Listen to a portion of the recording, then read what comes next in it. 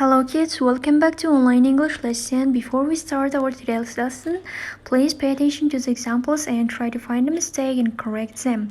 Бүгінгі сабақты бастамас бұрын берілген мысалдарға мән берейік және онда қателіктерді тауып түзетуге тырысамыз. I didn't eat by the time I had left home.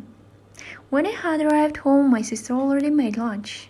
I had woken up late because I forgot to set my alarm clock. Көріп отырғанымыздай сөйлемдердің барлығы өткен шақпен байланысты, ал қате қай жерде? I hadn't eaten by the time I left home. When I arrived home, my sister had already made lunch. Яғни мен үйге келемін дегенше менің әпкем түскі асты дайындап қойған. Екінші сөйлемдегі іс-әрекет бұрынырақ болған. I woke up late because I'd forgotten to set my alarm clock. Оятқышты қоймаған себепті мен ұйықтап қалдым. Яғни мен ұйықтап қалуымның себебі оятқышты бұрынырақ қоспауым. Яғни ұйықтамас бұрын оятқышты қосуым керек еді. Байқағанымыздай бүгінгі тақырып past perfect. Тікелей аудармамыз прошлое прекрасное время. So, past perfect шағы. Мағынасы қолданылуы және құрылымы. Құрылымына келетін болсақ, had көмекші етістігі және өткен шақтағы етістік. Past perfect шағы allows speaker to go back to an earlier past time. Өткен шаққа уақытша оралуға көмек беретін past perfect шағы.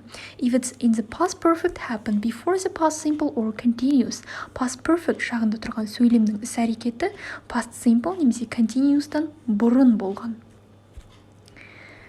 Бұл жерде pronunciationға мән береміз. Мысалы, had as an auxiliary verb. Had көмекші етістік ретінде келген кезде I had eaten lunch, яғни had.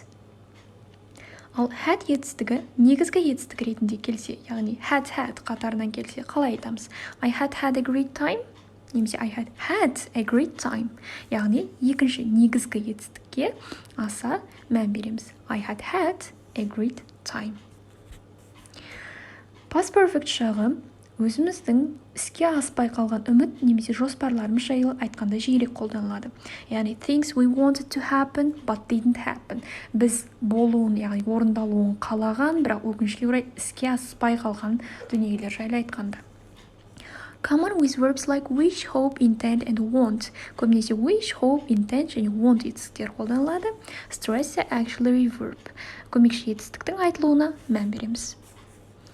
Уақыт сығына келетін болса, қазіргі сәт past simple және past perfect. Көріп отырғанымыздай, қазіргі сәттен бізді past perfectті не алшақтатады? Past simple, яғни past perfecttегі іс-әрекеттер past simple'дан бұрын болып қойған. Және де past perfect, past simple шақтары қатар келгенде көбіне қолданылатын сөздер by, before, after, when, earlier және first. Мәселен, we arrived at the station at 10:30, but the train had left. Мен 10:30-да станцияға келгенше пойыз кетіп қалыпты. Яғни менің іс-әрекетімнен бұрын пойыз кетіп қалған. So, кетіп қалды, мен келдім, енді пойыз жоқ. We arrived at the station at 10:30, past simple at, but the train had left. He had been a usual clerk before he became a successful businessman. Ол бизнесмен болмас бұрын қарапайым офис қызметкері еді. He had been a usual clerk before he became a successful businessman. Көбінесе past perfect шағында тұрған сөйлем себеп мағыналы сөйлем болады. Яғни, she couldn't buy a new pair of jeans. Ол жаңа джинсы сатып ала алған жоқ. Неге?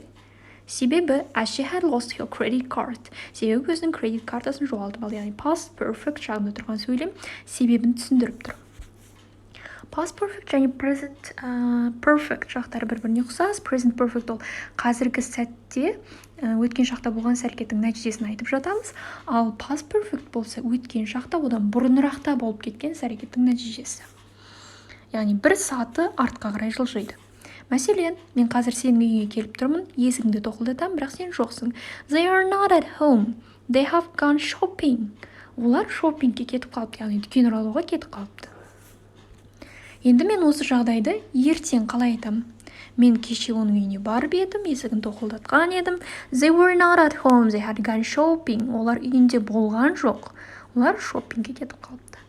So that's it for today. Thank you for your attention and good luck.